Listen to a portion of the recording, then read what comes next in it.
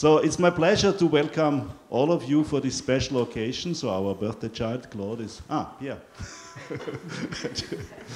Our birthday child, Claude, is here, so he made it well. He made it well by car. He was driving yesterday 2 hours in the traffic jam in Paris, so he's in good shape after this very long week. So this is the final day of the conference that actually Anna was the main organizer. That was 4 days at Centrale Supélec. But then in December, my friends at là-bas, Jacques Lyons told me, bon, on aime bien Claude, mais on va pas se taper le voyage sur les plateaux de Saclay tous les jours. Tu vas déplacer au moins une journée.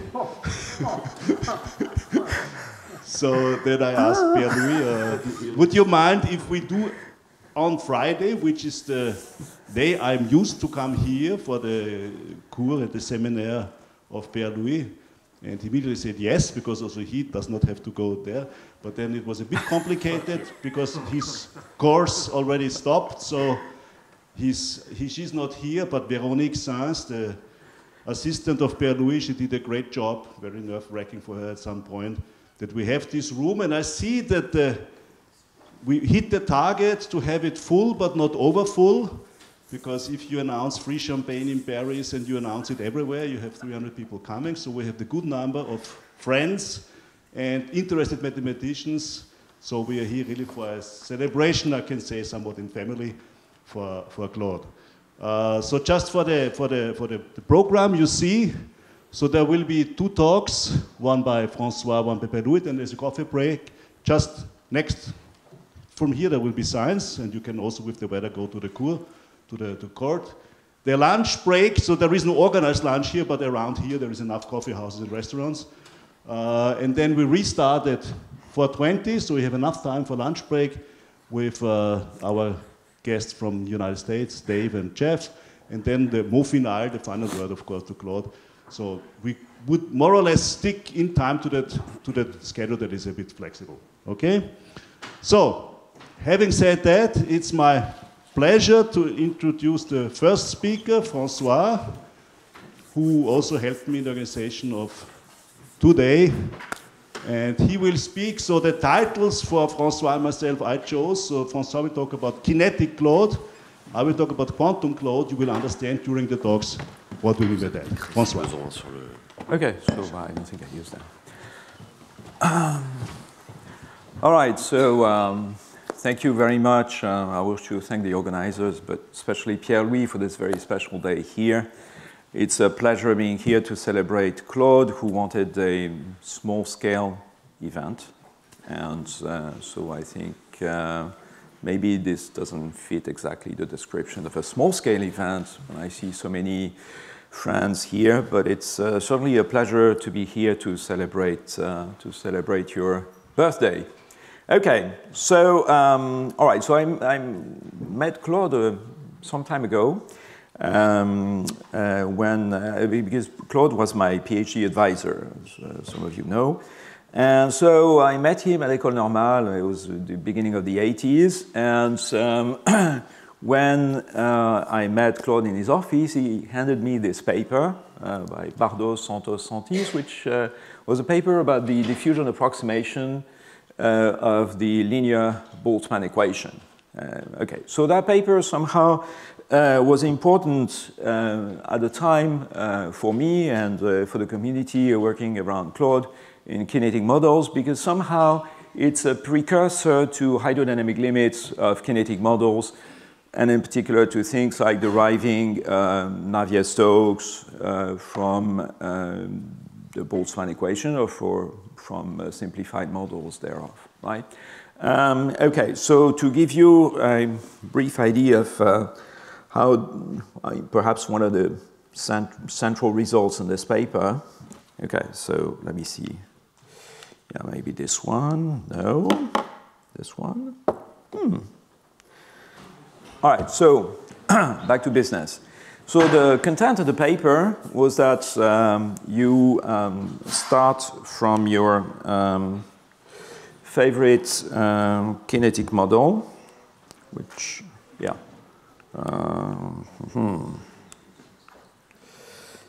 Yeah, well, I mean, whatever. You start from your favorite linear Boltzmann equation for the distribution function f epsilon txv, which is a distribution function of whatever kind of particle you can think about, neutrons, whatever, right? And you put it under a diffusion scaling.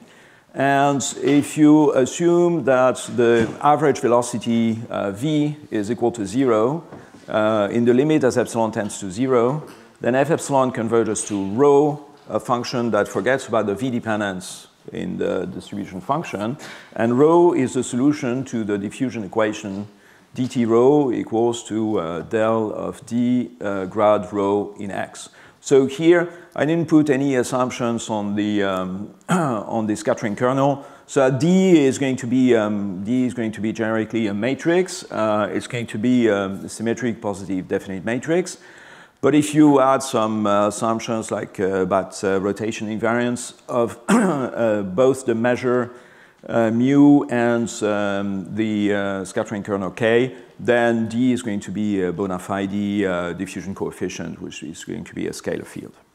Now, two important features in this result is that the way the diffusion coefficient is computed is by solving this Fredholm integral equation involving the scattering coefficient.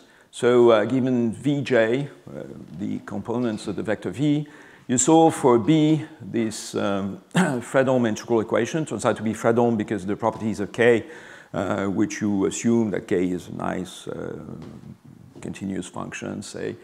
And of course, this uses the compatibility condition that the integral, the average of v for the measure mu is equal to 0.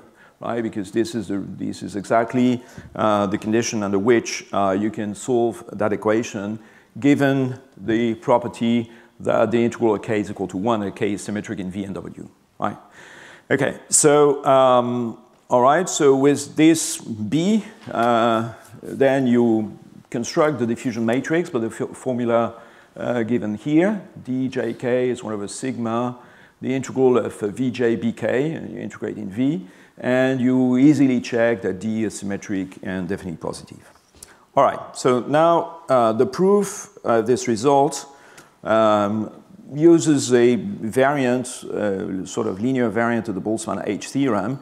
And this is which, you know, where the Boltzmann H function is going to be a quadratic, it's going to be a L2 norm instead of L log L quantity. And, but you have this control on the entropy production term on the right-hand side, which tells you that essentially the distance from f epsilon to equilibria, which in this case are going to be functions independent of the velocity variable.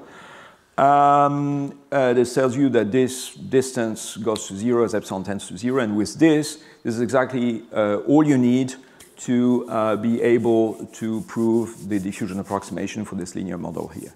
All right, so somehow this particular feature, this particular property, the linearized H theorem, is sort of the one of the first key arguments in all hydrodynamic limits of the Boltzmann equation leading to diffusion equations, be it the Stokes or the Navier-Stokes equation, right? Because it really is the same as the same idea. So there is, so you see here, there is some notion of irreversibility. So the I dropped out. Sorry for the typo. There's some notion of irreversibility that you use of the linear Boltzmann equation here because you use some variant of the H theorem, which we know for the Boltzmann equation is the entropy. It's related to the entropy, and therefore it's related to irreversibility for the Boltzmann equation.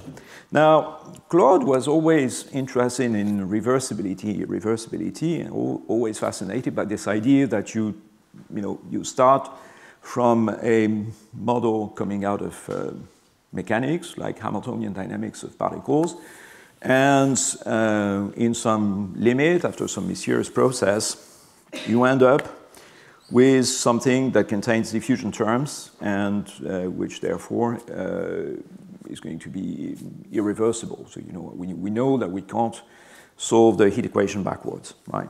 So for this reason, Claude was not entirely satisfied with this result for some reason, even though the result is nice, and started to talk to me about trying to do the same for reversible dynamics. So we came up, some time after that, we came up with a kind of toy model which is built on Arnold's cat map. So cat map is a very strange terminology.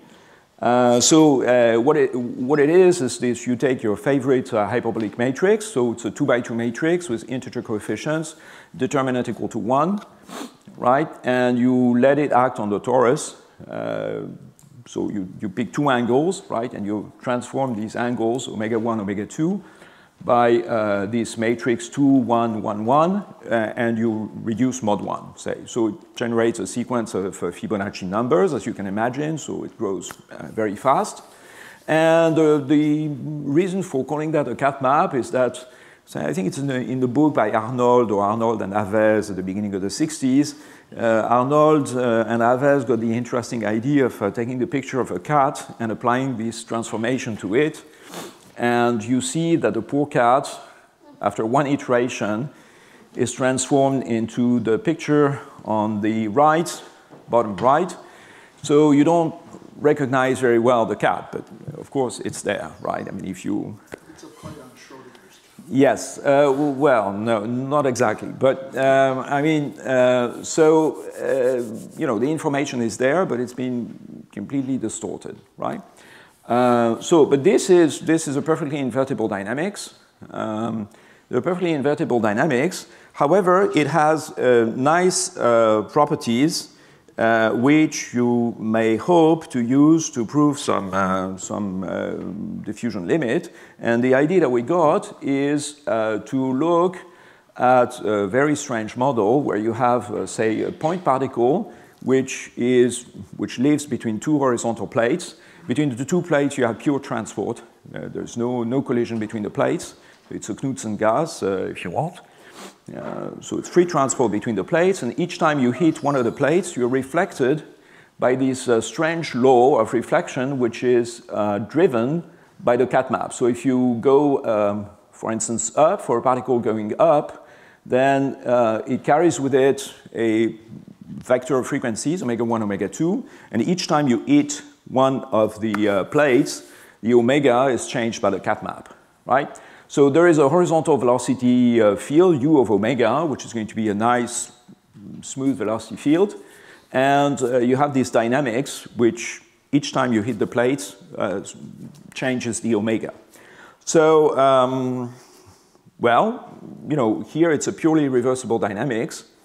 Nevertheless, as epsilon tends to 0, under the assumption that u is average 0, same as the fact that the v was to be of 0 mean before, so because you want to avoid a drift, at leading order, right? And there is this second condition, which is a bit more mysterious, that u of omega cannot be decomposed as b of omega minus b of a omega,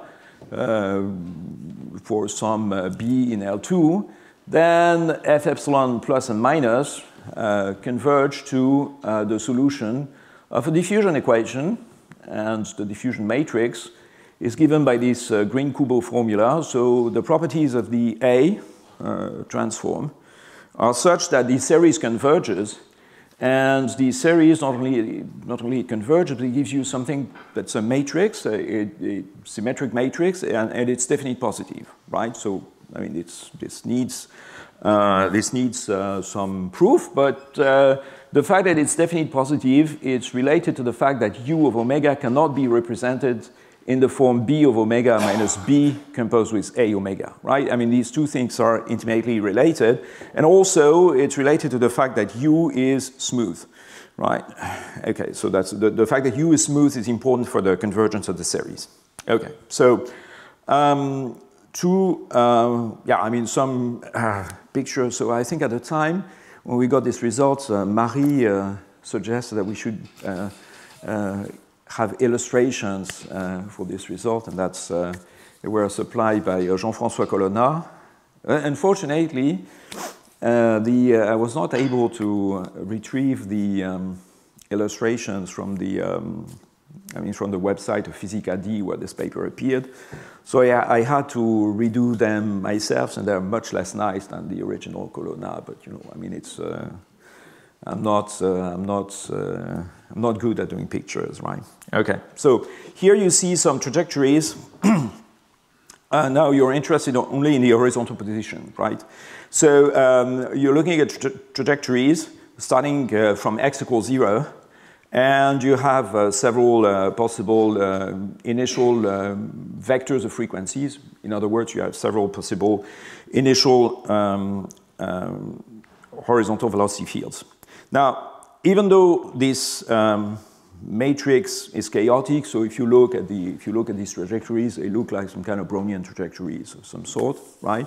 But even though this is the case, still you have some particular points for which the velocity vector is going to be periodic, and you end up with this very regular trajectory where, you know, I mean, the point loops because it's a period 3.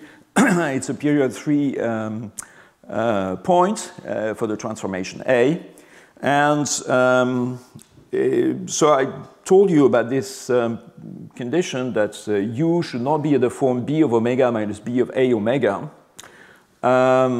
If you choose B of this type, then you don't have any diffusion at all, because essentially the trajectory is going to stay near the origin and will never move away, right? So you don't see this growth of the displacement, which is going to be asymptotically proportional to the square root of time, right, as it should be for diffusion. So essentially the dynamics stays confined near the origin. So if you can sort of zoom in, and you see that you stay inside a box whose size is the amplitude of the cosine. Therefore, it's between -1 and 1 with the proper scaling. Okay, good. So two remarks about this. First remark is that the limit here is weak only and not pointwise as in the first result. And it cannot be strong, because if it was strong, you would pass to the limit in a nonlinear quantity like entropy, like L2 norm or whatever, and that would not be compatible with the fact that the starting point, the starting model is reversible and the limit is not. There's another observation, which is that this condition on U, the fact that U cannot be put in the form B of omega minus B of A omega, this is the analog of the Fredholm equation in the first model, in the linear Boltzmann equation. And there, you know, solving this equation was really key to finding the diffusion coefficient, the diffusion constant, the diffusion matrix, right? So, yes. But here, so, you know, the first thing when you see this model, the model with the cat map, you say, haha, we're going to do the same, solve for B this thing. And so besides, you're very happy because you see such U's are going to be dense in L2, right? So you think this is very nice. I mean, okay. But unfortunately, if you find a B like that, then the diffusion matrix is equal to 0. So that's bad news. It's not what you want to observe. So that's really a big difference between the two models. And also, yeah, I mean, the proof is based on an explicit representation of the solution up to order epsilon, and mimicking the proof, the Ito formula. So that's not exactly what Claude wanted as a proof. He would have preferred a more PD type, or more sort of, yeah, I mean, less dependent on representation proof, but, you know, I mean, that's the best we could do. Yeah, to conclude, I mean, with a broader picture, there's this idea of using the hyperbolic nature of the cat map, which in fact comes from a much older result, although these are not really mathematical results. There were ideas by Nikolai Krylov, I mean, not the Krylov of diffusion equations, a physicist who lived, yeah, I mean, in the 40s, Nikolai Sergeyevich Krylov from Leningrad, I think, who wrote a thesis on the idea that somehow the fact that the billiards dynamics was to him vaguely reminiscent of the geodesic flow on surfaces with negative curvature would produce enough chaos or enough ergodic properties, enough nice ergodic properties to help in the derivation of the Boltzmann equation. So as you can imagine, this was a topic that Claude was very much interested in. Yeah, I mean, there's a picture of Hadamard, because I think that Hadamard was the first one to realize that the geodesic flow on surfaces with negative curvature would have sufficiently many instabilities to generate these kind of properties. However, I'm not sure that Hadamard himself thought about ergodic theory. This came much after with Hopf and Hedlund in the 30s. So I think that Hadamard's contribution to this was more like before, I mean, 1898 or something like that. So it's still 19th century mathematics. Okay, so but the most important take-home message here is happy birthday, Claude, right? So this was happy 85th birthday.